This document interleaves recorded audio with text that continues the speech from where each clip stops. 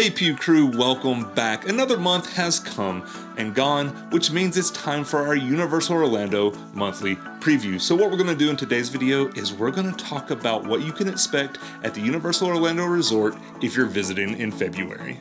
The biggest news for February is of course Universal's Mardi Gras celebration, which kicks off on February 5th and runs throughout the month of April. If you've never visited the parks during Mardi Gras, you're in for a treat with all kinds of seasonal festivities like food, the parade, and even concerts. We're so excited that the concerts are back after last year's hiatus, and we're even more excited about some of the people that are going to be playing at this year's event.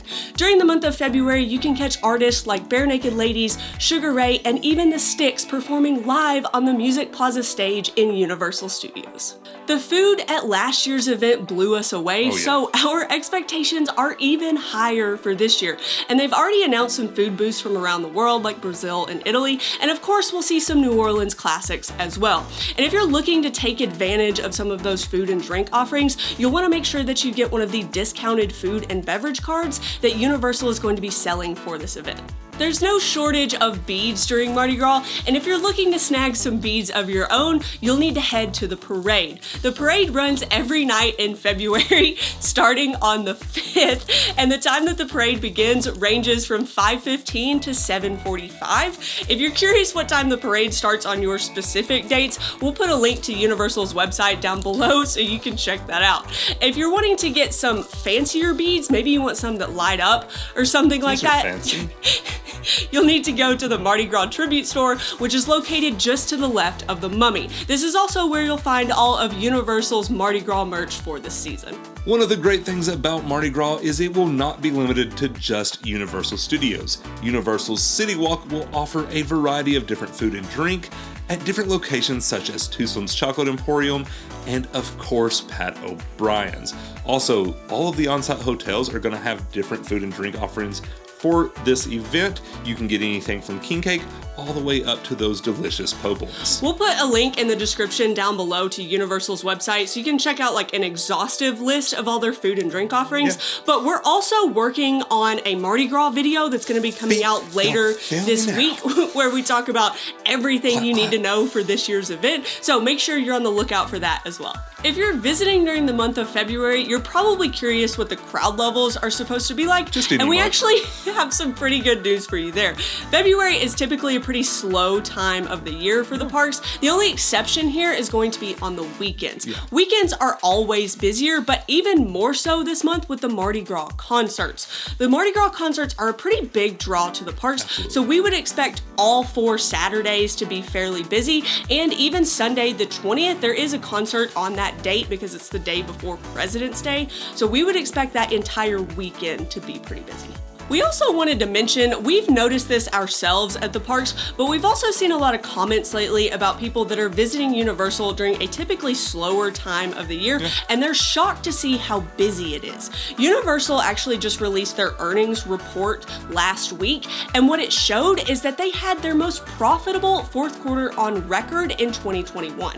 What we're starting to realize is that the parks are growing in popularity, and for good reason. They've made some really good changes to their operations in the last few years, but the point that we're trying to make is that if you're expecting to visit the parks during the slower season or the off season, and you think that all of the rides are just gonna be a walk-on, that's just not really gonna happen anymore.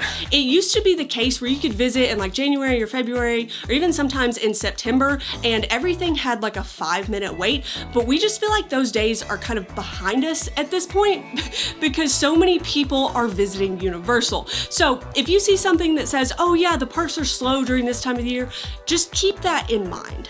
As far as park hours go, both Universal Studios and Islands of Adventure will be opening at 9 in the morning for the duration of the month, and they'll be closing anywhere from 6 at night until 10. Yeah, you're getting that USPS treatment where it's like your package will be delivered between Tuesday and December.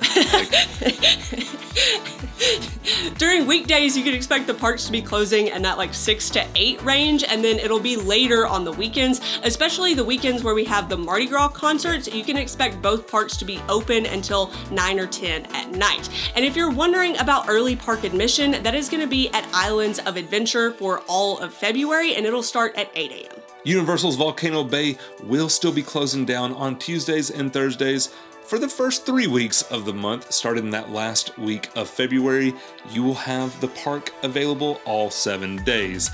That is, of course, unless we get like another cold snap in Florida, and they do close on a daily basis if it's below 60 degrees. Right. So be on the lookout for that, because that's been a common occurrence lately. As far as hours of operation, it is their typical 10 to 5, with early park admission starting 30 minutes prior to park opening. There are also some ride closures to be aware of in all 3 parks as well. In Universal Studios, Revenge of the Mummy is shut down for refurbishment, and it will be for the majority of this year. Shrek 4D closed permanently in January. We're still waiting to hear about its replacement, but it's starting to look like that front area of Studios is going to be covered in yellow and smell like bananas. Banana?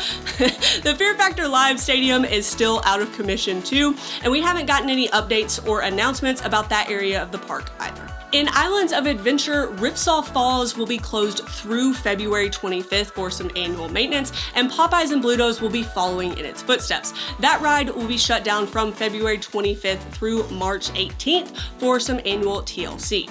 But if you're a Jurassic Park fan, you are in luck, because River Adventure just reopened on January 30th, so it's the only water ride in Islands that'll be open for all of February. Of course, Carousel and Poseidon's Fury are still currently shut down, but we are expecting Poseidon's Fury to open up any day now, so be on the lookout for that. At Volcano Bay, 2 of the children's play areas, the Runamucka Reef and the Tot Tiki Reef,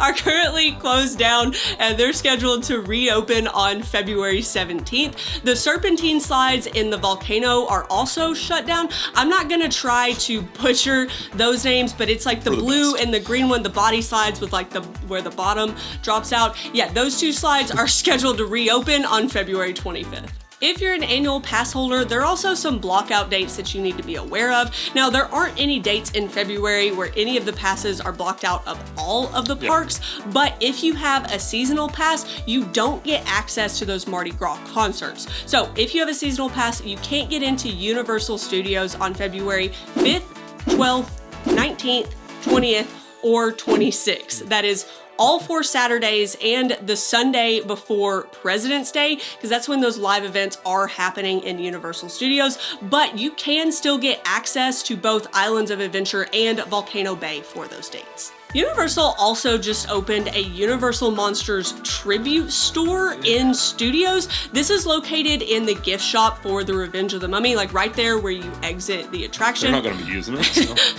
On our latest trip to the parks, we saw like where the construction walls were up for Mummy, they had some like Universal Monsters like logos on them, and so it made us curious if maybe they're hinting at the fact that they're retheming the Revenge of the Mummy to be like the classic like Universal Monsters Mummy, and now that they've opened this store, like I don't know if maybe they're hinting at it even more. So that would be cool as long as they kept Brendan Fraser. I'd be fine with it, but I don't think so. It's probably more of a way just like to try to keep the monsters relevant in the parks. They do play a big role in events such as HHN, as well as there's some speculation that they're going to have a big role to play over at Epic Universe when that opens in apparently summer of 2025. Alright guys, that wraps up today's video. Leave us a comment in the comment section and let us know, how many beads did I have around my neck? If you enjoyed this video, give us a thumbs up. You can hit that subscribe button and turn on that bell notification so you get an alert every time we post a new video. Thanks for watching, at least 3.